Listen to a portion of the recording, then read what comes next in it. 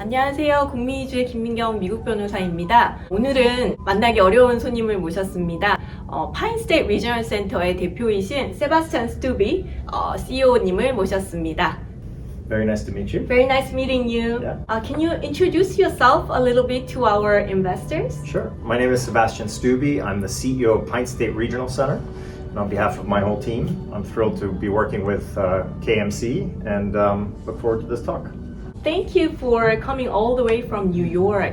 Can you introduce a little bit about your regional center? Absolutely. So Pine State is a bit of a unique organization. We're by far the oldest organization in the EB5 space. We were actually founded in the 1950s by the Rockefeller family.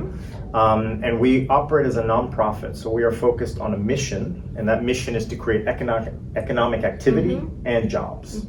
We work very closely with the government and have been doing job-creating projects for almost 70 years. Wow, that's long. Yeah, and I think one of the things that makes Pine State unique is, well, first of all, we're an independent regional center, so we're never part of the project that we are working with.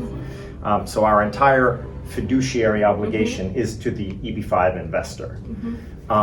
Beyond that, I think with this new law, there are a lot of new integrity measures that are being placed on regional centers, and I think that's a good thing for EB5 investors. But for Pine State, it's nothing new. We've been doing these types of things for a long time. We've been a heavily regulated economic development organization for the last 65 years. And we are audited every year by about 8 different state and federal agencies. So we're very used to the auditing process. We're very transparent, and I think investors can get very comfortable with Pine State. All right. Thank you for the introduction. Sebastian, you're now working on your BRS project phase 2 at the moment. Can you just tell us more about BRS projects?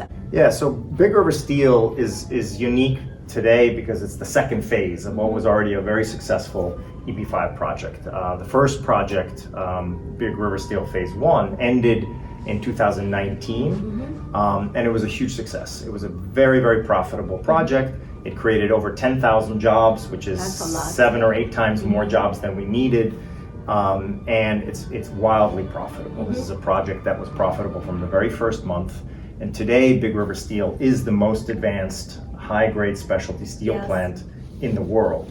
And I think from an EB5 perspective, this is really what EB5 was meant to be. In fact, we were asked to testify in front of the House Judiciary Committee, and at the end of which the chairman of the House Judiciary Committee pointed to our project and said, that's clearly what EB5 was meant to be. I think, we are bringing great quality jobs to rural areas.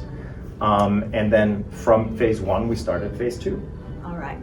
Then I'm wondering about BRS phase 2 project. Can you tell us a unique point of your BRS phase 2 project? So phase 2 was started in order to expand the factory, right? So it's doubling the capacity of Big River Steel. And we used the bridge equity structure in phase 1 and in phase 2, which meant that this is a fully financed project up front. The owners of this project put up an additional $100 million. And now Pine State is raising up to $100 million to replace that bridge. What that means for EB5 investors is that they're looking at a project that not only is already operational from phase 1, but the expansion is far along. Construction has been going on since 2019, and more jobs than we need have already been created. So our economist has already done the recalculations of the job analysis and has certified that this project has created, at this point, over 6,000 jobs. We only need 1,240. So it's 5 times more. Exactly. And so the project is, allows the investor to look at a project that has no financing risk, mitigated construction risk, mitigated job risk, and is already extremely profitable. All right. So I heard that the construction is already completed. Can you talk more about the construction and its profitability? Yeah, so Big River, again, after the first phase was complete, operations began. Demand has been extremely strong. What Big River makes, there's a shortfall in the United States of about 30%. So they need to import this type of steel from outside, which means that Big River has a natural buyer universe. Okay. Also, Big River is LEED certified. It's the only green plant in the world today. And a lot of buyers like that because it allows them to achieve their sustainability goals. And so phase 2 was a natural outgrowth to meet that demand. As you said, construction is practically completed. They're still working on a few things, but it's so far along now that a lot of the new production has already added on. And in 2021, last year, the company did $3.5 billion in sales and over $1.35 billion in EBITDA. So an extremely profitable plant.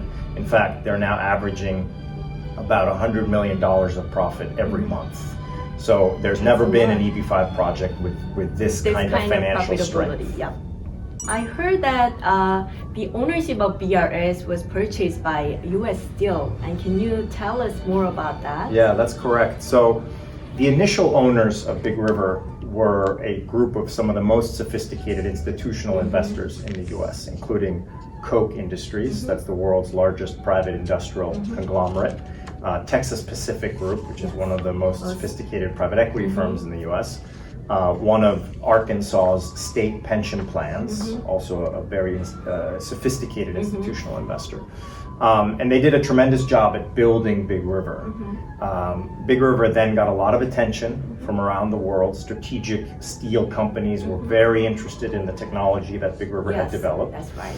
And ultimately the winner was US Steel. So you're right, US Steel purchased first a minority stake and eventually the whole company in 2021. So today, Big River is a wholly owned subsidiary of US Steel. And I think there's a few benefits to an EB5 investor. First of all, US Steel is a public company, so it's very easy to get comfortable with the financials. You know, they're publicly reporting every quarter, so you get access to all very transparent. Very transparent. And this is a project that always had more equity than most EB5 projects. In fact, over the first and second phase, around 40% of the total capitalization came from equity, which is very high, and that equity sits behind you, of course. And so from a structure perspective, EB5 investors are in a very good position. All right.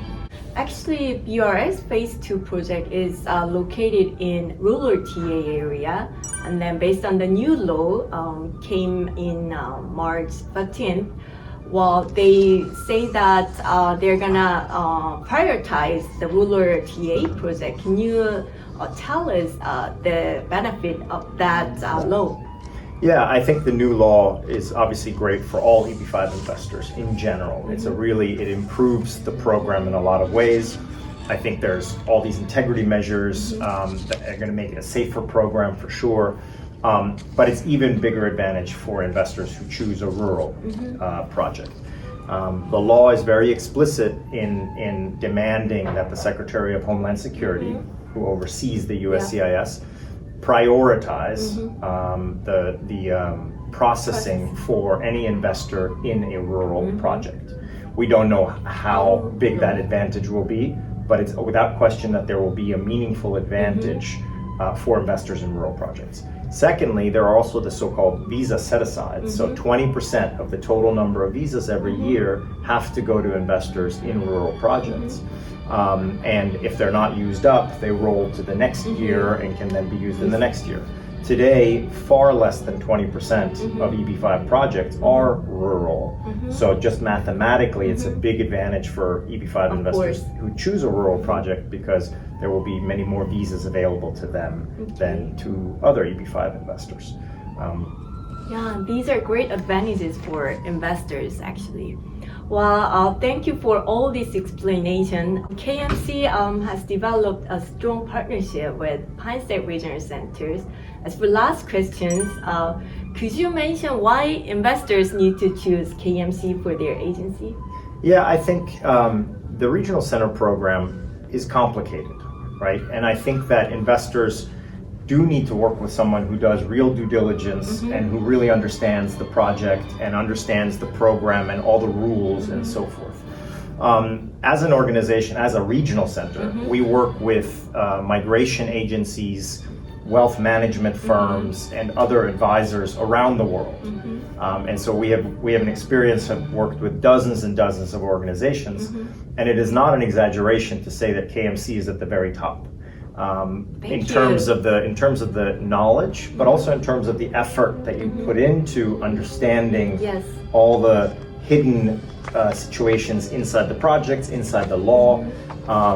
You know, obviously, we were pleased to see that KMC chose to come all the way to Arkansas, not just to visit and audit Pine State itself, which of course you did, but also to go and visit Big River Steel, you know, and really try to understand the advantages of the project, to meet with the management team and so forth. So that's something that very few agents actually do, and I think that's a big advantage for investors who do choose to work with KMC, because at the end of the day, this is a long process. You need to have someone with you that you can trust, that will be a partner, that will not disappear, that is not, you know, just doing it very lightly. You guys have a great team, and it's been a real pleasure for us to work with. Thank you for your time and visit. My pleasure. 네, 지금까지 저희 그 세바스찬 스투베 파인스테이트 리저널센터의 CEO님과 함께 BRS 프로젝트에 대해서 알아봤습니다. 여러분들 프로젝트 선택하시는 데 있어서 좀 도움이 되셨으면 합니다. 감사합니다. My pleasure.